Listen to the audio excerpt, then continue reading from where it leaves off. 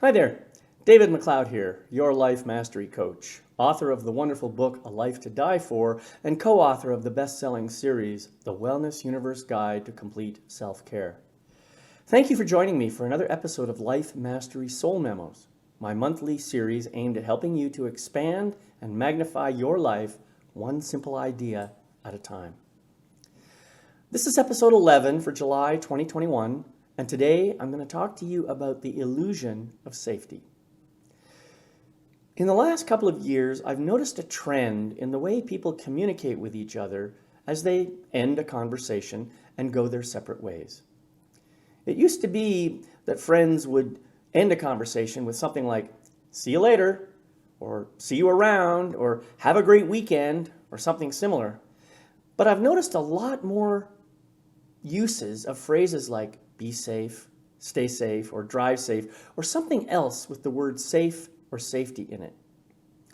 Now, there's nothing wrong with wishing for people to be safe. I think it's actually a message that is intended to come from the heart and to wish only the best for someone. But there's a powerful unconscious undertone that accompanies the message that I'm worried most people are not really aware of. And our collective obsession with safety has been growing stronger since long before the COVID pandemic came into our awareness. Furthermore, there seems to be an associated trend demanding that various public service agencies perform some kind of magic to ensure maximum levels of safety for people.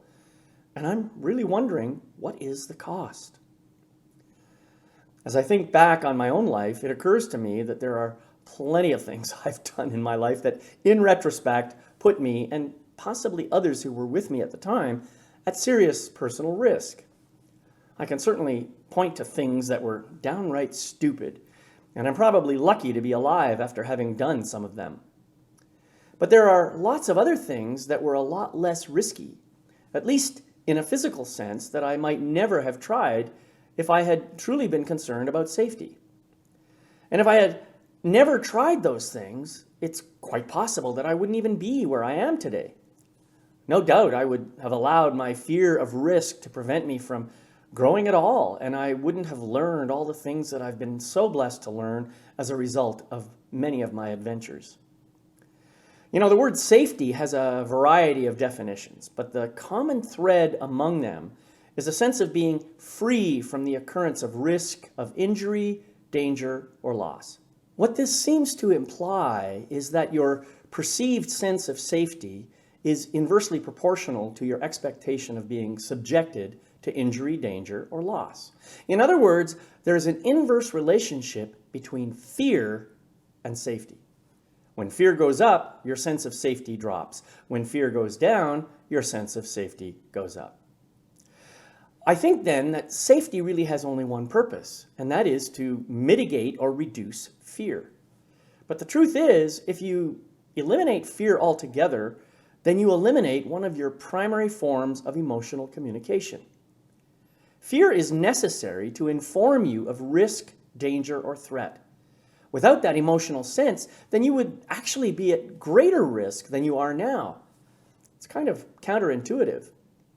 On the other hand, if we were to take the notion of safety to the extreme, then eventually almost everything we do would be deemed as unsafe, and we would end up depriving ourselves of many wonderful experiences.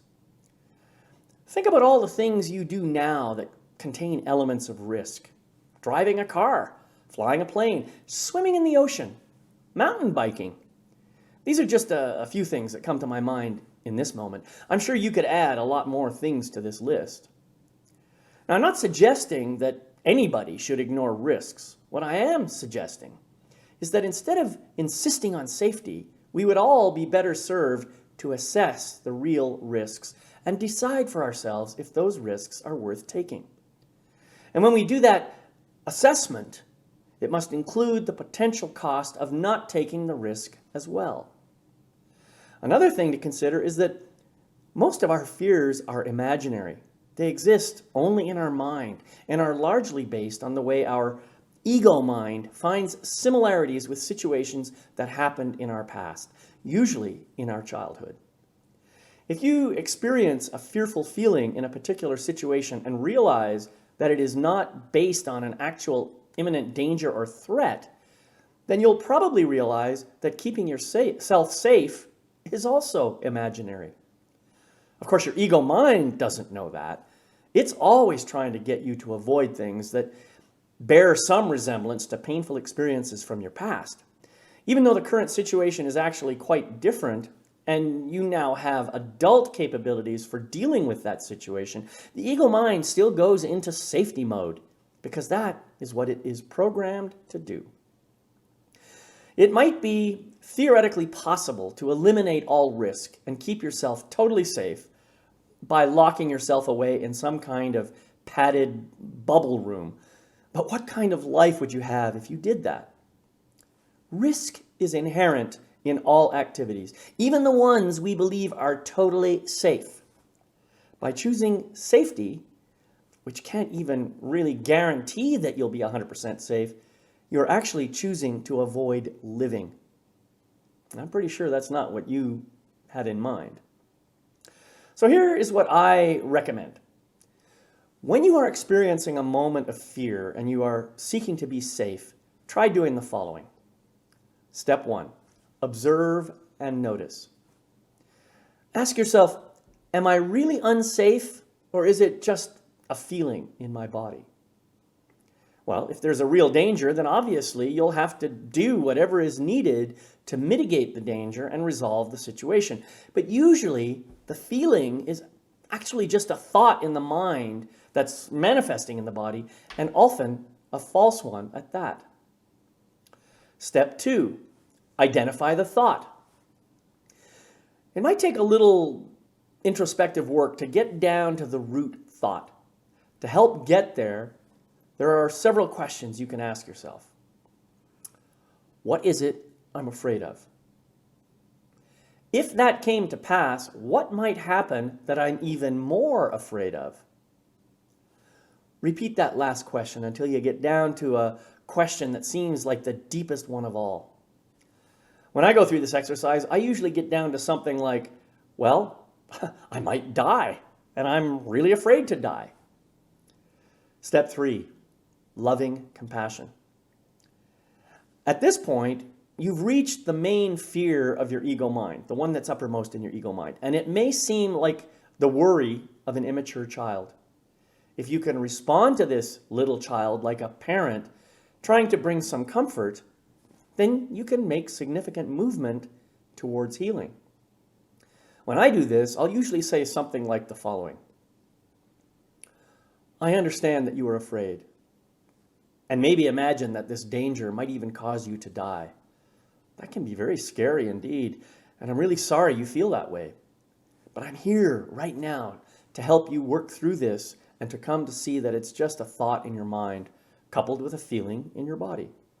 I'm here to help you simply see it for what it is and to help you feel and express the feeling so it just passes through you.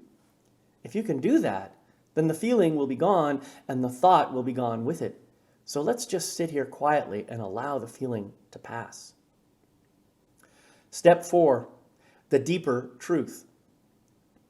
After the feeling has passed, I like to remind myself about the deepest truth of who I really am, and to remember that in the big picture, there's really nothing for me to fear. My words are usually something like this. I am a divine, magnificent, unlimited spiritual being of light and love, having a temporary human experience. As part of my physical experience, I have an ego mind that, even though it is fearful in many ways, is just trying to keep me safe. But in my true spiritual nature, I know that there is nothing real for me to fear and that I am always safe. I trust in the beneficial nature of the universe, and I trust that I will continue to live until my journey on this plane is complete, at which time I will depart with love and joy in my heart. Pretty simple and pretty powerful too. All right. The Wellness Universe is your one-stop shop for everything related to personal growth, health, well-being, and general good vibes. It is an organization with all kinds of world changers, coaches, authors, speakers, poets, musicians, and healers of every description who are here to help you in your journey. The founder of Woo, Anna Pereira, is hosting another one of her amazing Soul Treat gatherings in October 2021. I hope you'll come join other world changers for a powerful experience of workshops and talks geared towards releasing, resetting, and reigniting that powerful soul of yours. Come on over and check out our website at thewellnessuniverse.com and make sure to look for me and connect with me when you get there. Again, that's thewellnessuniverse.com. THE wellnessuniverse.com. Remember, while there is no reason to take unnecessary risks in life, I encourage you to remember to live full out so that you can express and experience all of who you are, a divine, magnificent, unlimited spiritual being of light and love who is having a human experience on the physical plane. See you next time on Life Mastery Soul Memos. Bye-bye for now.